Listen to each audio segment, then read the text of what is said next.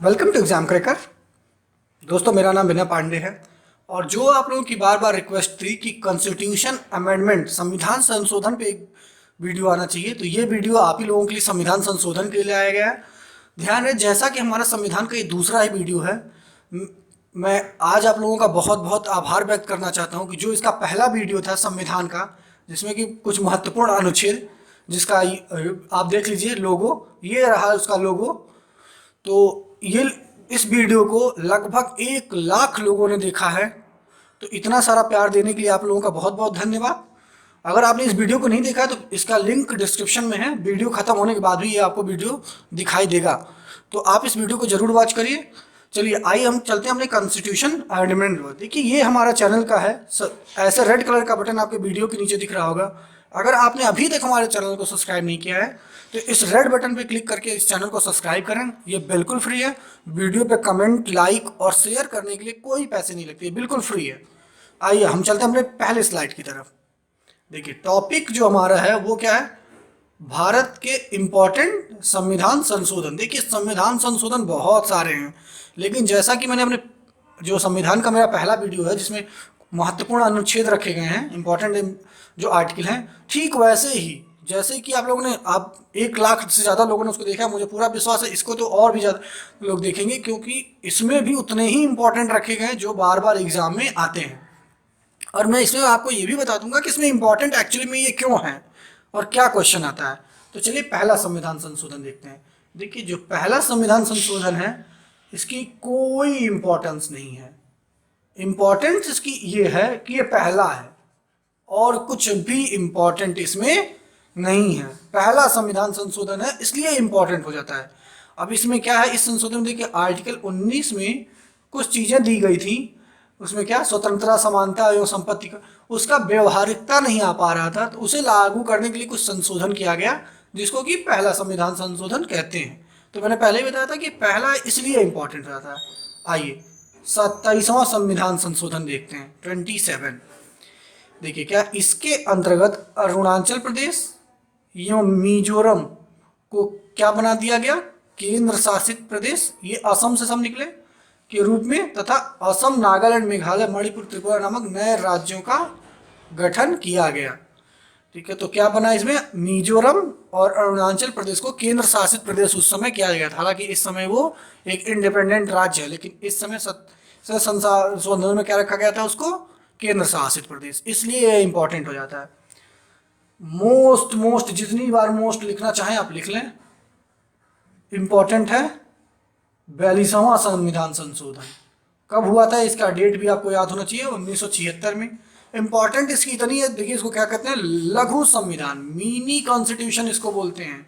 मतलब हमारा जो संविधान है उसका मिनी कॉन्स्टिट्यूशन क्या है, 42वां संविधान संशोधन। क्या हुआ था इसमें, आइए देखते हैं एक एक पॉइंट करके। इसके अंतर्गत संविधान की प्रस्तावना में क्या, जो आप पढ़ते हैं, समाजवादी, धर्मनिरपेक्ष, एकता एवं अखंडता आदि शब्द जो जोड़े गए हैं, ये कब जोड़े गए हैं, 42वां संविधान संशोधन 1976 में। तो क्वेश्चन कई बार आता है कि 42वें संविधान संशोधन में क्या शब्द जोड़े गए हैं और कई बार आता है क्या नहीं जोड़े गए हैं। तो आप इनको याद रखिएगा, क्या, समाजवादी पहला, धर्मनिरपेक्ष दूसरा, एकता एवं अखंडता तीसरा, ये शब्द जो जोड़े गए हैं 42वें संविधान संशोधन। बहुत से काम हुए थे इसमें, वो सब ना बता के जो वही बातें कही जाएंगी जिसमें कि जो एग्जाम में आता है। दूसरा, 10 मौलिक कर्तव्यों को आर्टिकल 51A के अंतर्गत जोड़ा गया था। याद रखिए, सरदार स्वर्ण सिंह की कमेटी थी जिसने इसको रिकमेंड किया था, मौलिक कर्तव्यों को।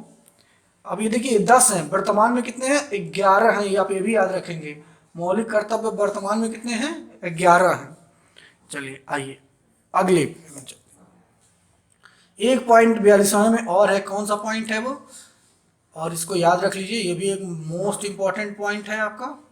क्या, मंत्रिपरिषद तथा प्रधानमंत्री, जो राष्ट्रपति होगा वो मंत्रिपरिषद के अनुसार कार्य करेगा। क्यों, जरा फिर से एक बार पुराना देखिए, डेट देखेंगे तो आपको क्लियर हो जाएगा कि क्या बात दिक्कत है इसमें। कब है, 76 में। आपको याद होगा कि इंदिरा गांधी ने 1975 में लगा दिया था इमरजेंसी। ये बात उनके कैबिनेट को भी नहीं पता थी।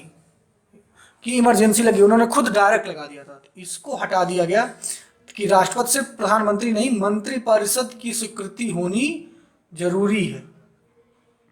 44वां अगेन इंपॉर्टेंट, इसमें देखिए सारे इंपॉर्टेंट ही केवल रखे गए हैं, बाकी बहुत से संविधान संशोधन है, लेकिन जो इसमें रखा गया है वो सारे इंपॉर्टेंट हैं।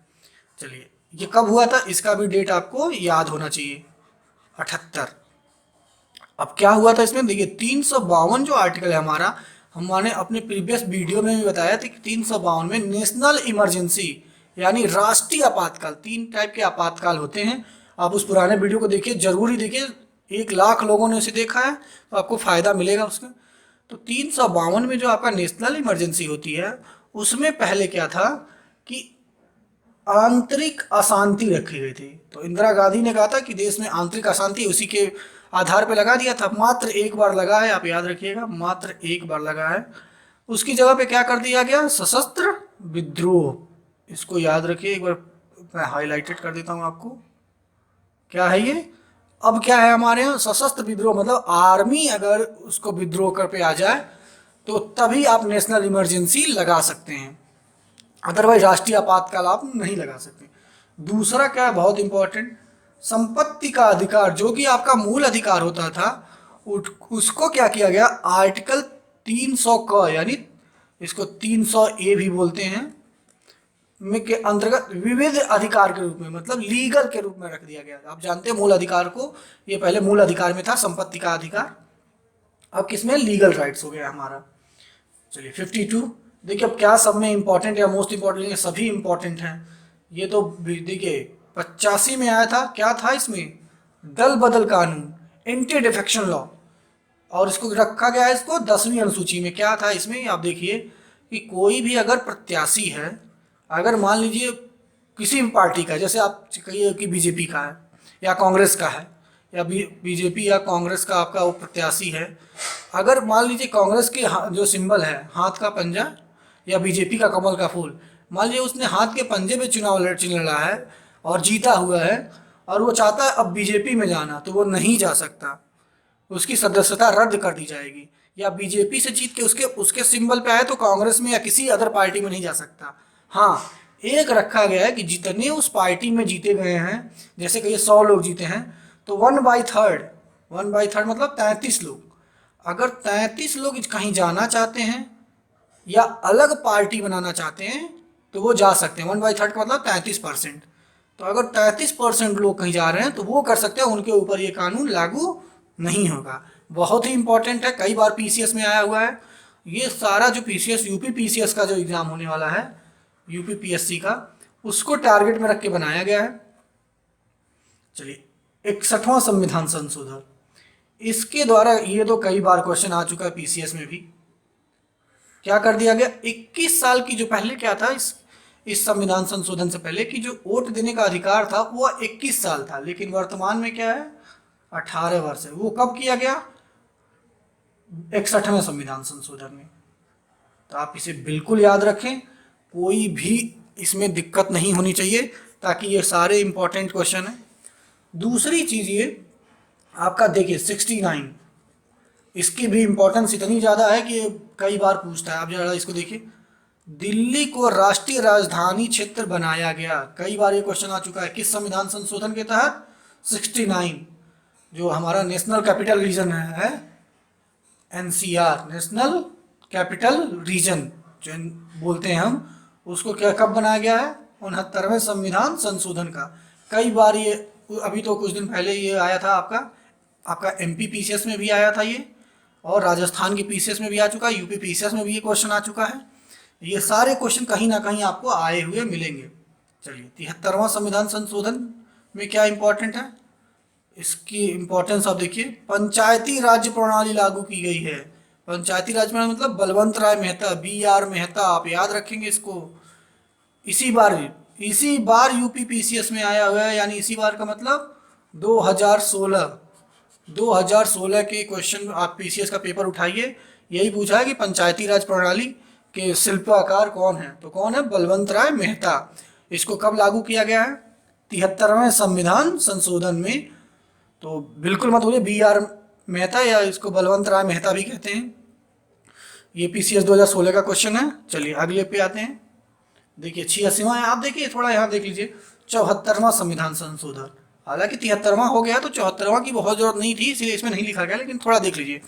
जो 73वां 74वां में बेसिक डिफरेंस है, ये गाँवों के लिए था, पंचायती राज जो था वो गाँवों के लिए, ये क्या है शहरी के लिए है, शहरी के लिए। जैसे आप देखते हैं हमारे यहाँ क्या होता है कि गांव में एक प्रधान होगा, एक बीडीसी होता है और एक आपका ब्लॉक प्रमुख होता है। शहरी क्षेत्रों में बिल्कुल अलग है। यहाँ क्या होगा, यहाँ आपका होता है एक सब परिषद, वो होता है क्या बोलते हैं सदस्य, और दूसरा मेयर होता है, दूसरा मेयर होता है।